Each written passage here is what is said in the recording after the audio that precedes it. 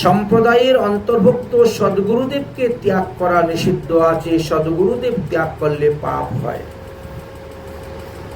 সম্প্রদায়ের অন্তর্ভুক্ত গুরু পরম্পরা যুক্ত যে সমস্ত সদাচারী সম্পূর্ণ গুরু আছেন, বলছেন তাদেরকে কখনো ত্যাগ করিও না।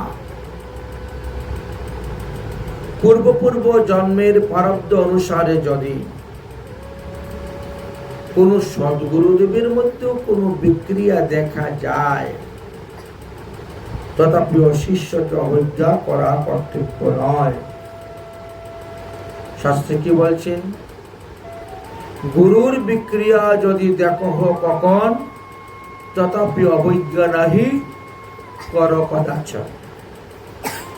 এই ক্ষেত্রে গুরুকে প্রথমত ত্যাগ না করিয়া তুমি বুঝাইবে। যেমন গুরুক্ষনাথ মীননাথকে বুঝিয়েছিলেন বা মসলন্দরনাথকে বুঝিয়েছিলেন। যদি গুরুভো সামঞ্জস্যানাম করতিং তর্হি যুক্তিম সিদ্ধয়েত সিদ্ধান্তৈবং তস্য করোষি দণ্ডং করণীয়তু ন তেজ্যম।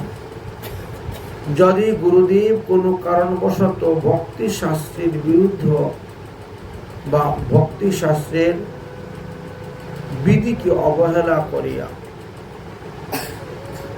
অসঙ্গত বা অশাস্ত্রীয় কোনো কার্য করে ফেলেন, তবে তাকে যুক্তি সিদ্ধান্তের দ্বারা নির্জনে তাকে নিয়ে বুঝাইতে হয়, বলতে হয়।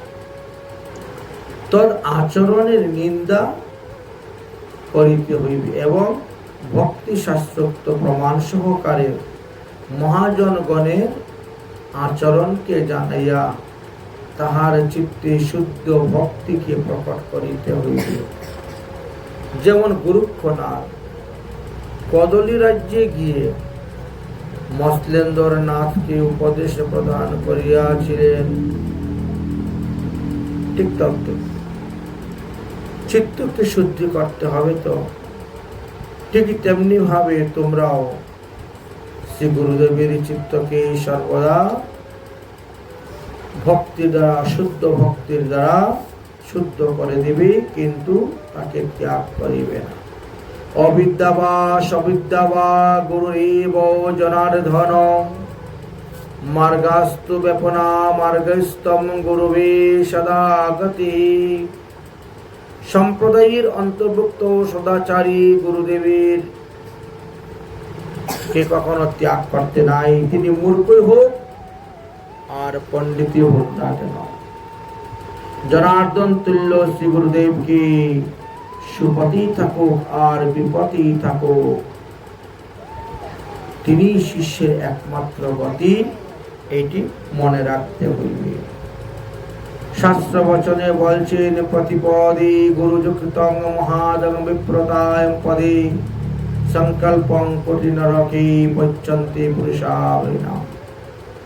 যে ব্যক্তি সম্প্রদায়ের অন্তর্ভুক্ত সদাচারী বৈষ্ণব গুরু বলিয়া স্বীকার করিয়া পরে যদি অন্য ধর্মের কোন লোকের পাল্লায় পড়ে, ওই বৈষ্ণব গুরুকে নিন্দা করিয়া ত্যাগ করিয়া তিনি অন্য কোন গুরু ধরেন, তবে তাকে নরকে গমন করিতে হয়, অল্প কোটি কাল পর্যন্ত নরকে বাস করিতে হয়। বোধ কলমোষিতং স্তেন দুরাত্মাং প্রকটীকৃতং গুরুর্যেন পরিত্যক্তাং স্তেনোত্যক্তা পুরা হরি। যে ব্যক্তি সম্প্রদায়ের অন্তর্ভুক্ত সদাচার সম্পূর্ণ সদ্গুরুদেবকে বিনা কারণেই তিনি ত্যাগ করে দেন, সে তো প্রথমেই শ্রীহরিকে ত্যাগের পাপে পাপী হইবে। ইহাতে তাহার জ্ঞান দূষিত হইল এবং ঔদার্য প্রকাশ পাইল। উপদিষ্টা রমাস্নাতম গতং পরিহরন্তি ये তান অমৃতানাভিষকাদ্যাদি কৃতাগ্নাং শোনোপবাস ভুঞ্জয়েত। যাহারা কুলক্রম অনুগত সদাচারী বেদ বিহিত সম্প্রদায়ে বৈষ্ণব গুরুকে পরিত্যাগ করিয়া অন্য ধর্ম অবলম্বনকারী গুরুর নিকট থেকে দীক্ষা গ্রহণ করিয়া থাকেন, তাহারা মৃত্যুর পর সেই মাংসাশী পশু পক্ষীগণ তার দেহকে নিয়ে খেলা করে থাকেন, অর্থাৎ তারা সেইভাবেই মারে। এইভাবে শ্রী হরিভক্তি বিলাসে শিষ্যর লক্ষণ এবং গুরু লক্ষণের কথা আলোচনা করেছেন। কোন কোন গুরু ত্যাগ করলে আমাদের পাপ হয় না, কোন কোন গুরু ত্যাগ করলে পাপ হয়, এই বিষয়ে বিস্তারিতভাবে বর্ণন করে গেলেন। আমরা এতক্ষণ তাহা অতি সামান্যভাবে আলোচনা করলাম। বিশেষ বিশেষ মুখ্য মুখ্য জিনিসগুলা আমরা এখানে আলোচনা করেছি। কারণ গুরু কৃপা ছাড়া আমরা কখনো ভগবান পদপদ্ম লাভ করতে পারবো না।